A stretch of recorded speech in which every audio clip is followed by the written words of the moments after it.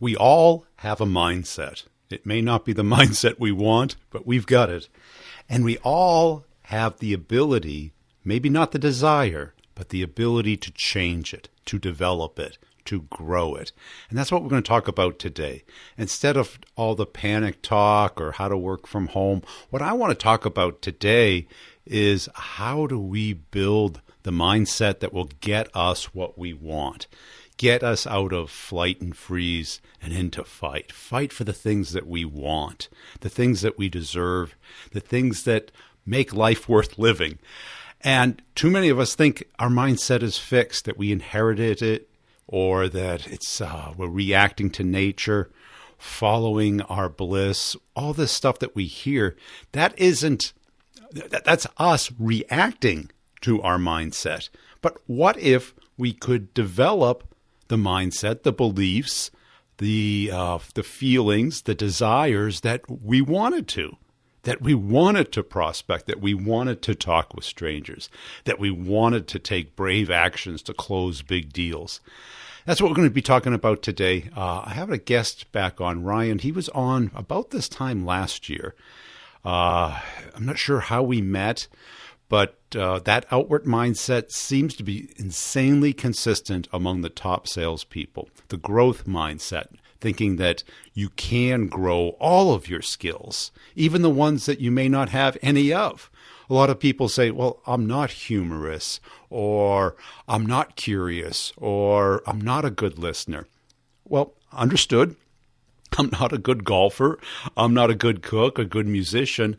And I've kind of come to the conclusion that if I wanted to, if I put the energy into, if I broke it down into little bite-sized chunks and did it consistently day after day, I could become reasonable at those things. I'm never going to be maybe in the top 1%, but in sales, we have to be really good at one thing and okay at a lot of other things.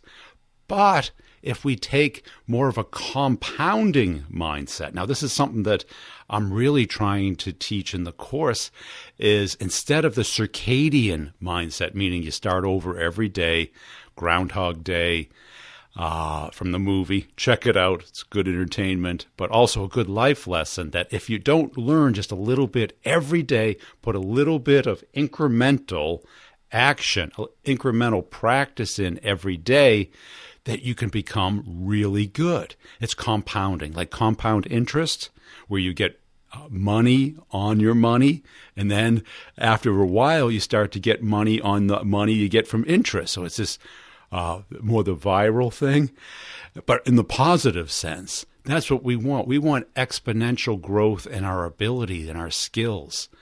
And what if we could do that? The thing is, we can. Too many of us are stuck in our current mindset thinking that our perception of the world is the single best one. It may be for you right here, right now, but is it for you becoming the person that you want to? You've heard pretty much since last August, I've interviewed nothing but the best of the best salespeople. And is their mindset different than yours? Some of the similar patterns seem to be competitiveness.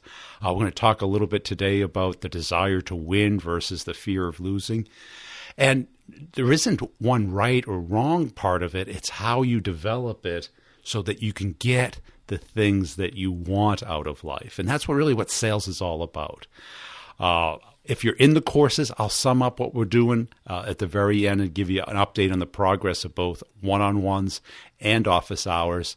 If you're interested in the courses, go to b2brevenue.com. Also, check out our friends over at CoVideo. Guess what?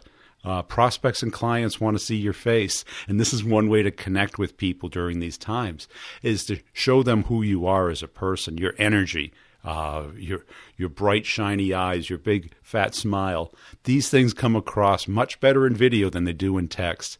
Because I think today, when I get an email, I'm like, is this automatic? Is this automatically generated? We're in sales, not marketing. We have to connect with another person.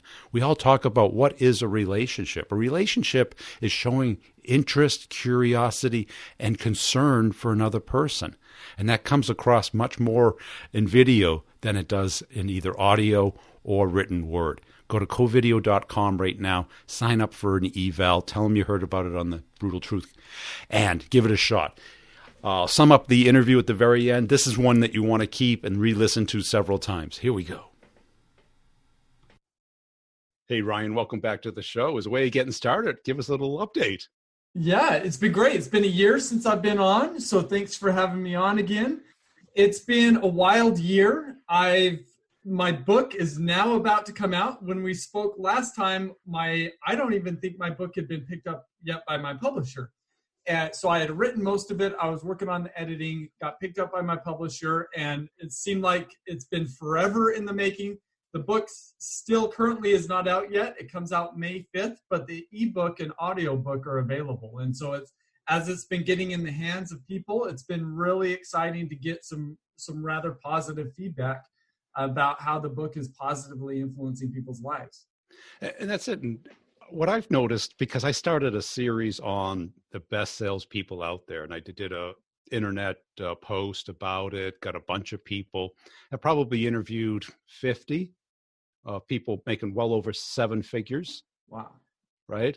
And when we last talked, the elements of the outward mindset, curiosity, interest, and empathy comes up over and over again. But the challenge is not knowing them. The challenge is developing those skills.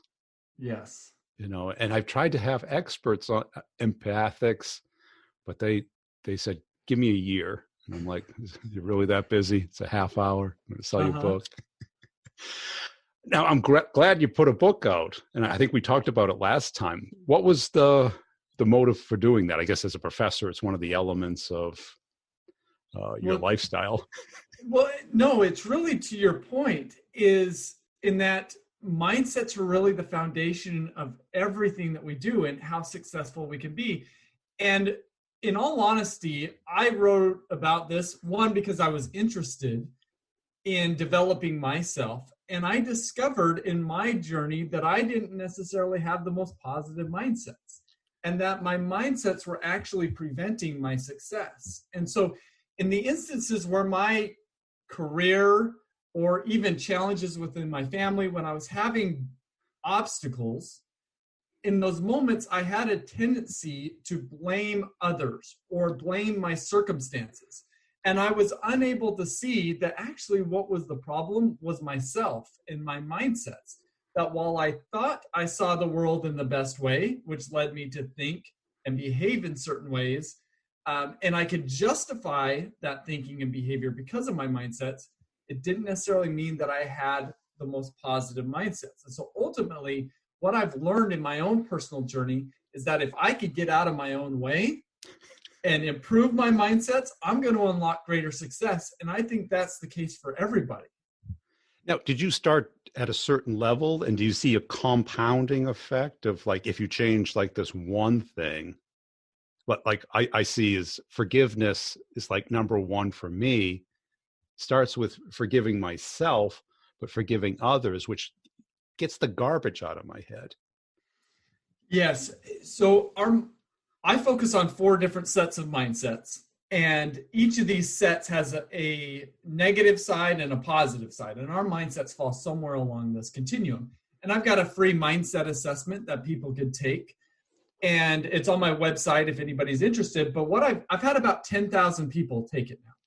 And one of the things that I found really interesting is that I thought that there would be correlations between the different positive mindsets, such as if I'm high on one, am I likely to be high on the others? And what I've actually found is that no, they're not very correlated, which suggests that these are very distinct and different mindsets, and that all of them matter in terms of unlocking our success. And so that's been one of the big takeaways. And so when I look at myself, and kind of my professional career, one of the mindsets that was really limiting me was what is called a prevention mindset. And a prevention mindset is when we're trying not to lose. And the opposite mindset is a promotion mindset, when we're trying to win. And so when I had this prevention mindset, it was really easy to justify, because at the end of the day, I wanted to avoid problems. I wanted to make sure that I was safe. I wasn't taking risks. And so when a storm would come on the horizon, naturally, I would just run from the storm. But that actually was taking me away from the goals that I wanted to accomplish. And it was during this time when I started to dive into mindsets is I had a business owner that gave me a book.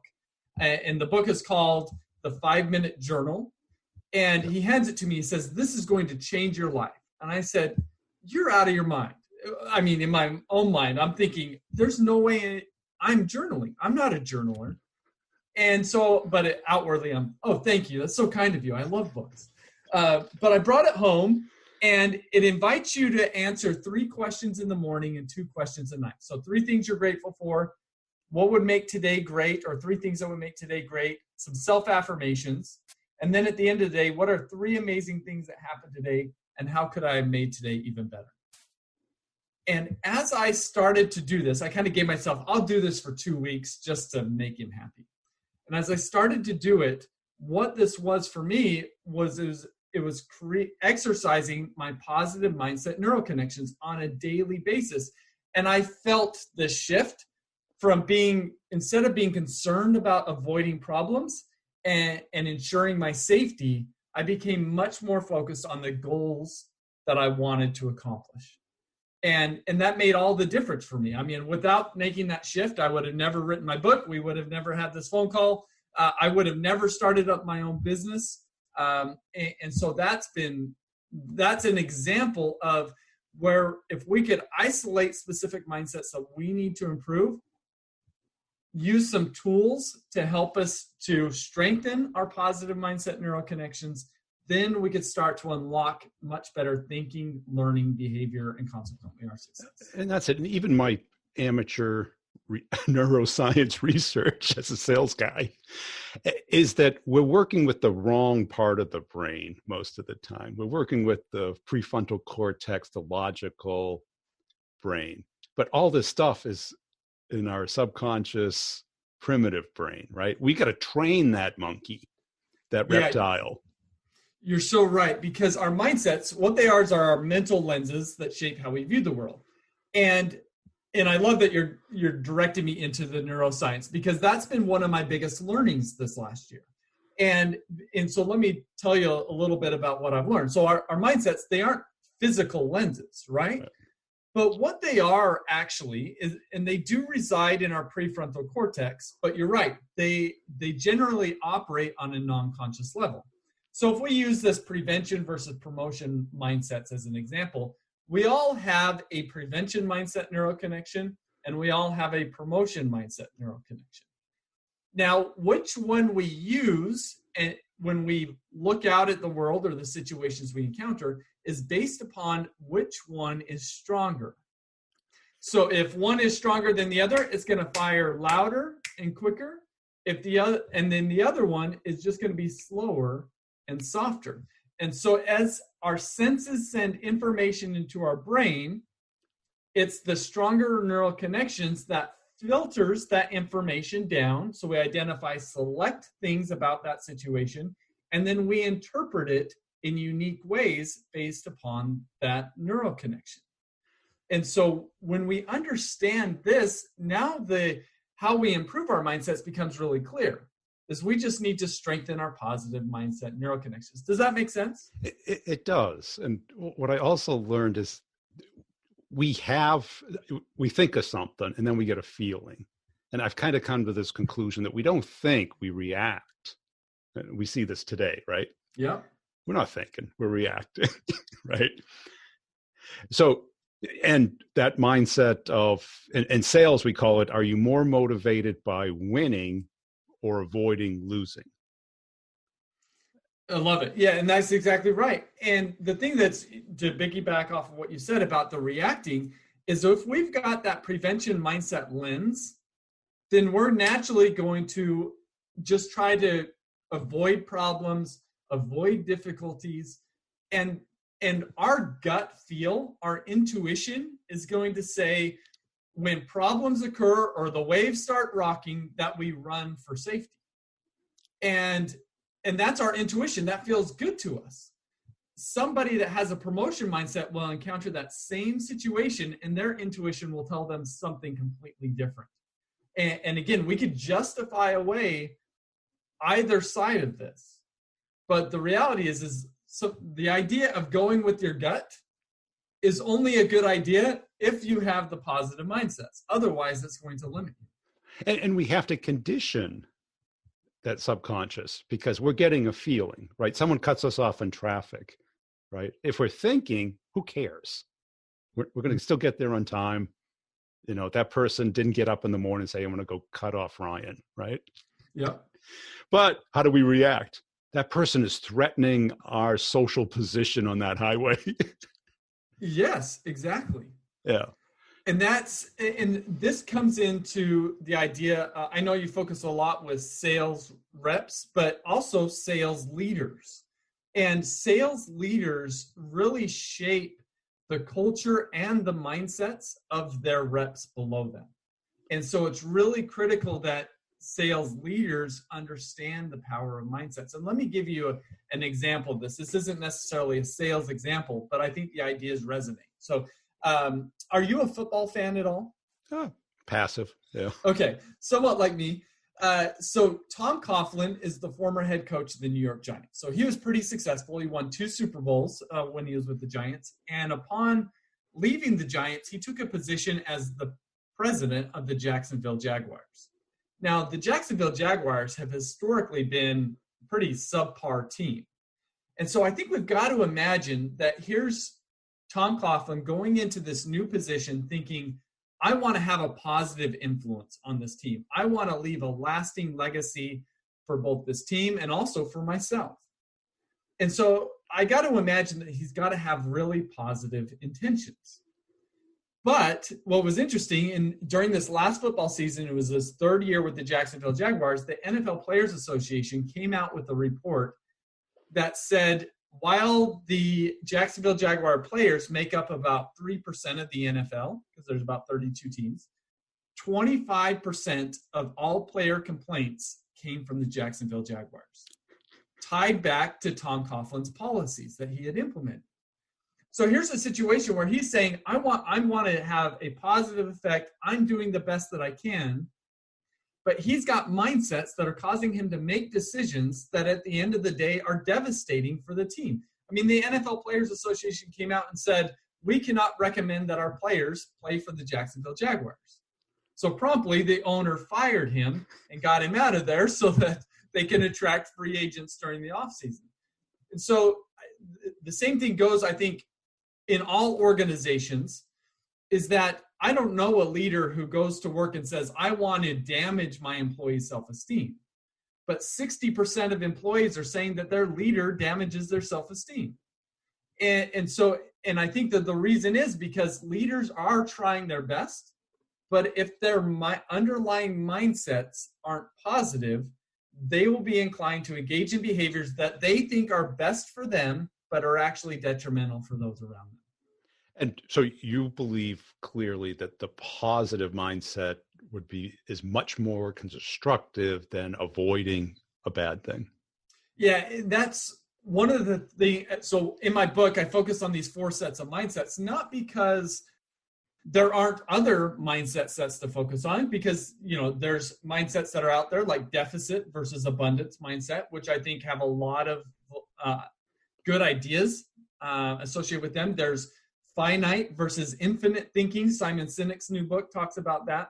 So those are great mindsets. The problem is there's not 30 plus years of research that backs the importance of those mindsets and actually validating them. So the 4 sets of mindsets that I focus on each have about 30 years of either research or practical backing behind them that's promoting that there is a positive mindset and there is a negative mindset. And the more that we can shift to the positive, the more we're going to unlock greater success for us. Okay. Well, what's number 2? So we talked about prevention versus promotion. There's fixed versus growth mindsets. So fixed mindset is, I don't believe I could change my talents, abilities, and intelligence. We kind of are who we are, and there's nothing you can do about it. But those with the growth mindset believe that they could change their talents, abilities, and intelligence. And the primary finding of the last 30 years of research on these mindsets suggests that if we believe that we can improve, we are going to approach challenges and failures because we see them as the most, perhaps the best way to learn, grow, and develop. Whereas those with a fixed mindset, because they don't believe that they can improve, whenever they fail, they're inclined to internalize that as though they are failures. And so they run from challenges and failure because they see them as being catastrophic to really their personal image. And so those with the growth approach challenges, those with fixed are inclined to avoid challenges. Now I see that a lot in sales because I'll hear, oh, I'm not funny, I'm not outgoing, I'm not curious, I'm not empathetic. And it's like, okay, I'm not arguing with you. Would you like to become those things? Precisely. And so that's their fixed mindset talking, saying, I can't do anything about this, right? Yeah, but you can. You believe you can. Oh, for sure. I mean, all the research says, all the latest research on neuroplasticity says the things that we didn't think that we could change 10 years ago are things that we can change, like our intelligence. Yes. And that's it. That's why I hate IQ tests, because I look at it and it's like, well, somebody had experience with those blocks and the squares and this stuff, and some people didn't. Mm-hmm. Right? And don't you think a year later you could learn how to do that? Oh, yeah. In fact, I was reading an article just the other day that was really fascinating, and it was talking about mental maturity. So we used to, kind of the common statement is our brains mature when we're about 25 to 30. And once they're matured, you're kind of stuck with what you have. And that's that fixed mindset mentality.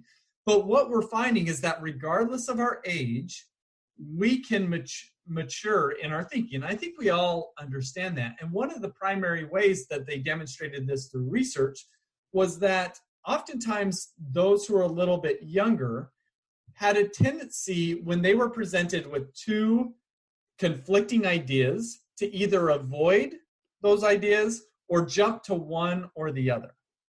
Whereas those that are more cognitively mature are able to sit with both of those conflicting ideas and understand the values and cons associated with each perspective and not necessarily rush to judgment. They're okay sitting in that ambiguity. And so one of the ways that we can tell how mature is our thinking is what's our ability to sit with conflicting ideas as opposed to rushing to judgment. Yeah. And the way do we change? I heard like the 5-minute journal. It's short, palatable actions done consistently with a positive emotion. Perfect. You're right on. And one of the things that I've developed since we last talked is what's called a digital mindset coach. So you can find it on my website, but you either get a notification through your email or a notification through your phone, through an app, about 3 times a week. And it invites you to engage in one of 3 exercises, usually a short video, a short writing exercise, and or just a question. And all of these are just designed to activate and strengthen our more positive mindset neural connections. So it's about 10 minutes a day, 3 days a week. And then the coach lasts for about 3 to 4 months. And so if you get a question right, it'll pop up a month later. If you get a question wrong, it'll pop up 2 weeks later. And you have to get it right twice before you retire that video or that exercise or the question. And so over the course of 3 or 4 months, it's designed to essentially be these small interventions that exercise our positive mindset neural connections so that we come to rely upon them essentially automatically in our processing. And us getting in our own way is really our subconscious mind that protects us right here, right now. It doesn't think about tomorrow, next week, next quarter, right? It's just trying to keep us alive. And you're so right. And one of the things that I found is that when we don't feel safe, we're inclined to have these negative mindsets. And so let me give you 4 desires. Okay. And we could even think, what do sales reps or sales leaders commonly have these desires? The first desire is a desire to look good, a desire to be right, a desire to avoid problems, and the desire to get ahead. Does that sound like a sales rep, a stereotypical sales rep? Yeah, it's all good. So we're inclined, we could justify these, right? Because who wants to look bad, be wrong, have problems, and get passed up? Well, nobody does. But the problem with these desires is they're actually connected to the negative mindsets. Yeah. And the reason why these are negative desires is because where's the focus? It's on ourselves. Yeah. As opposed to creating something better for maybe our organization or for others, our customers. And so let me give you, on the opposite side of the continuum, the 4 positive desires you need to have. And they're just higher order desires. And they are, instead of a desire to look good, a desire to learn and grow. That's the growth mindset.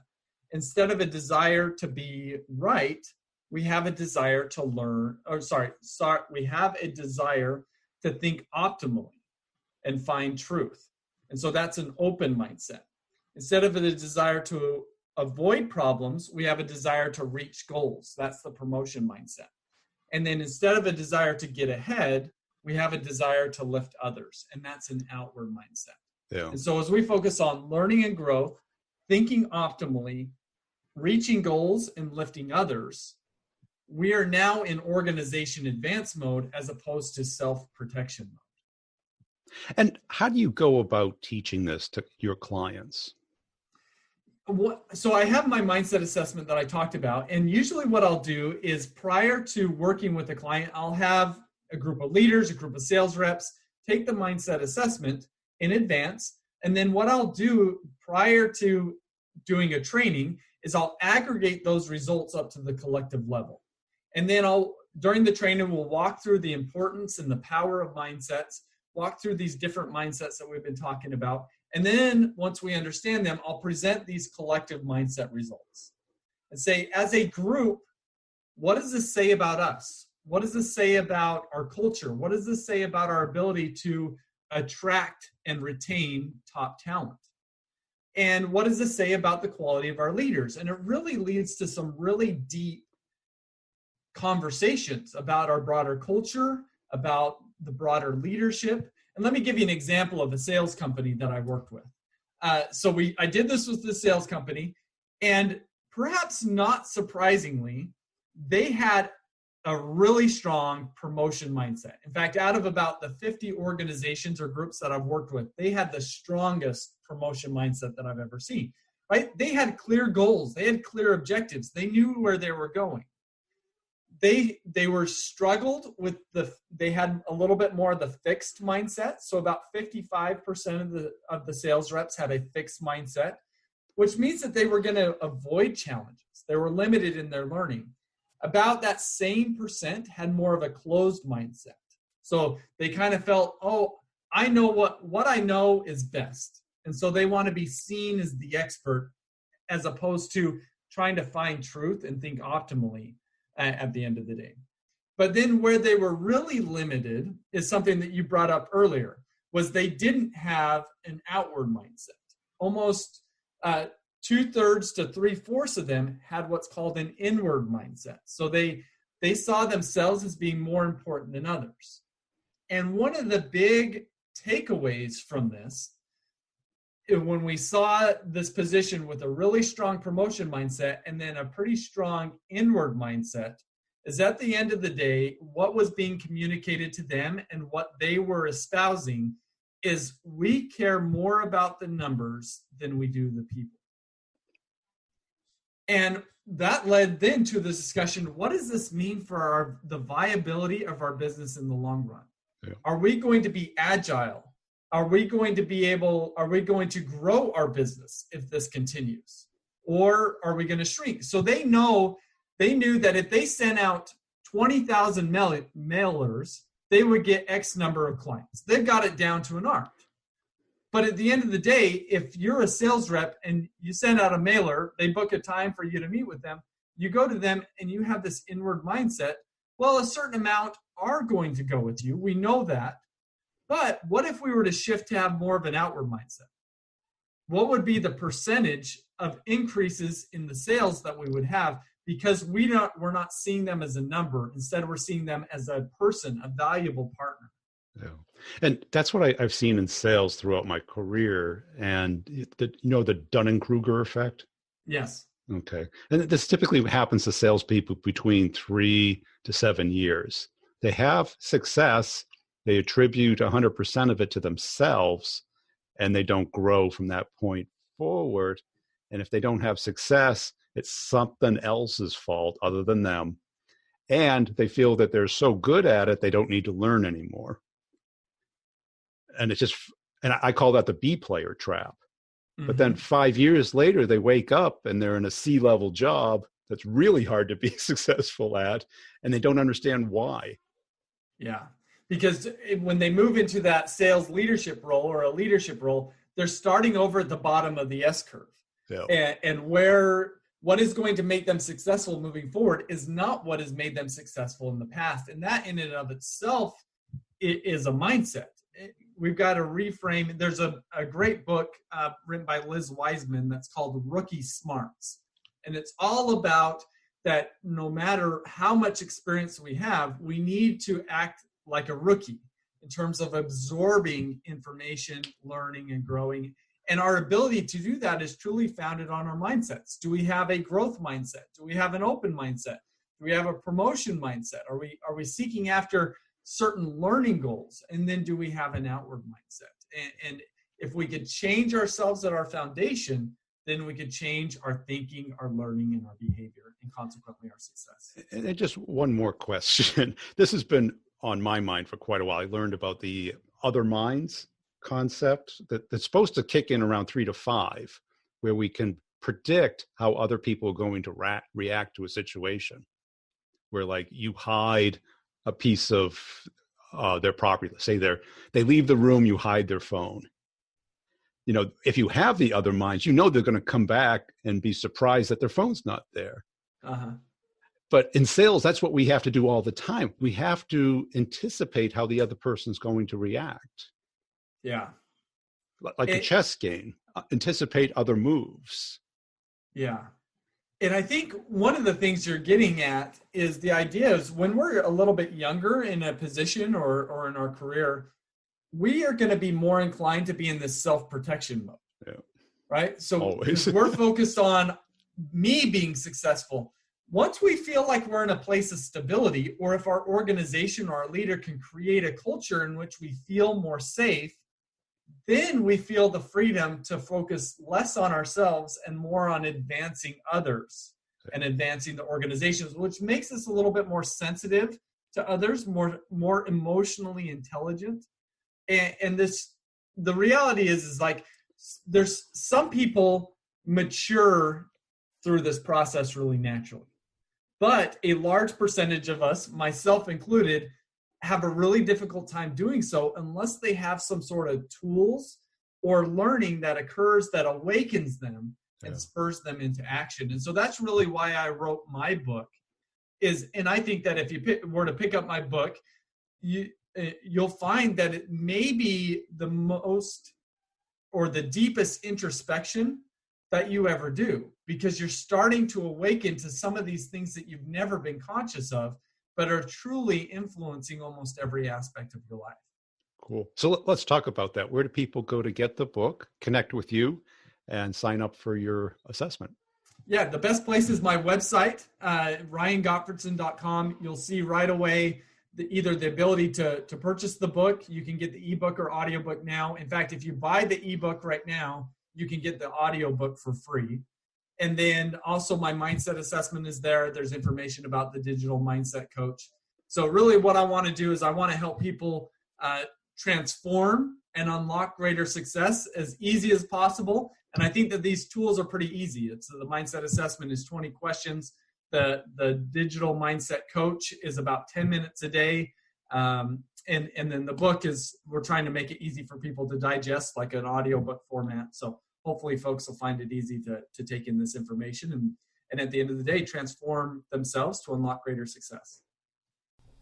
Don't we always see the mindset challenges in other people, but yet in ourselves they become overlooked? Maybe you know what they are. Do you have a growth mindset or a fixed mindset?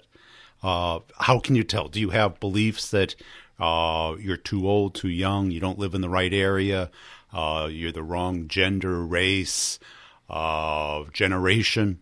All of these things are limiting beliefs.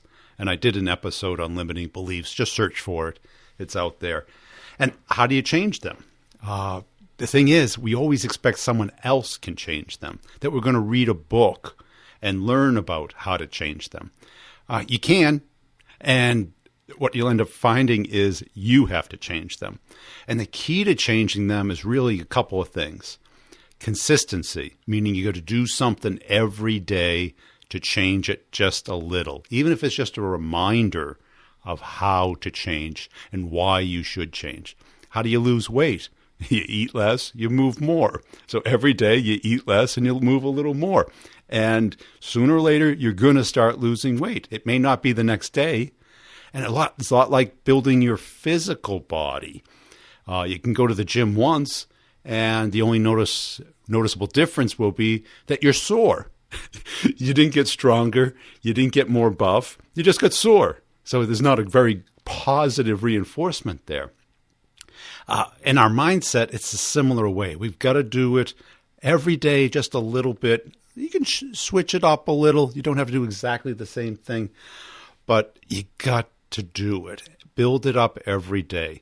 Find something that you want to improve that will give you a better perspective. Maybe even if it's just a reminder before a meeting. How can I listen better? How can I have a little bit more empathy? Questions are good because it gets you thinking. I've been working on a course for this for about a year, and I've been struggling with the delivery mechanism. I'm not sure online is the right model because you have to do it consistently, pretty much every day, even for a short period of time. Maybe a smartphone app is the right model. I don't know. Let me know if you're interested. Connect. And as salespeople, we don't get paid much if we don't sell anything.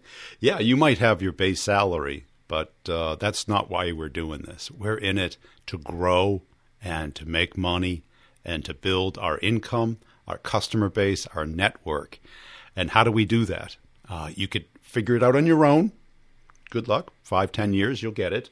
Or you can learn from the best people out there. And that's what the courses are about. It's not just what Brian thinks works.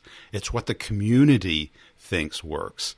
When you get hundreds of people who are applying these approaches, scientifically proven approaches of connecting up with strangers, building a conversation, turning it into a needs analysis, having them flip it back to you and ask you, what do you do?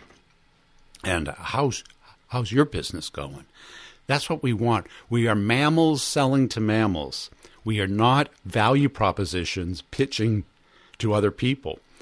Even the pitch doctor I see on LinkedIn is telling people not to be pitching right now. Well, you shouldn't be pitching for the last 10 years. We have to connect and engage with people where they are and build it into awareness, into curiosity, into interest, into action. Now, these are skills. And again, you can try and learn anything on your own. But imagine that your sales skills are like learning a musical instrument. Isn't it better to have an instructor, a coach, a community around you so that you can grow every day, talk about what you're up against and get other people's feedback? There's no perfect in dealing with people. There's only better and best. You're not ever going to be able to convince everybody. If you can just convince a big enough group to make the income that you want, to have the success that you want. Now, in the courses, what people are really getting is that it's like Netflix. You binge in the order that you want, the level that you care about, and as often as you want. And you pick and choose the pieces you want. It's good to go through it linearly to understand the system, because that's really what the outcome is building your system. And then hear how other people are doing it through the office hours, which is a group meetup every other Friday for 1 hour, and to get unlimited one-on-ones, which is a 30-minute Zoom call with me applying the course to your particular questions or situations. So it's got community, content, and coaching to help you crush your number. All bad things are temporary and all good things are temporary. It's up to us not to freeze or flight. It's up to us to fight for the things that we want. So what are you going to do? What is best for you right now to get the success that you want? Go to b2brevenue.com, schedule a time. There's only a few left this week, but you can always pick up one next week. If you're ready to sign up, sign up. Come on. You listen to the podcast to see if it's a match for you. If it is, this is the time. You're not going to get this crazy time ever again, so use it to your best advantage so that you can hit the ground running. Also, are you checking out our partners at Pipedrive and CoVideo? Check them out. YouTube channel.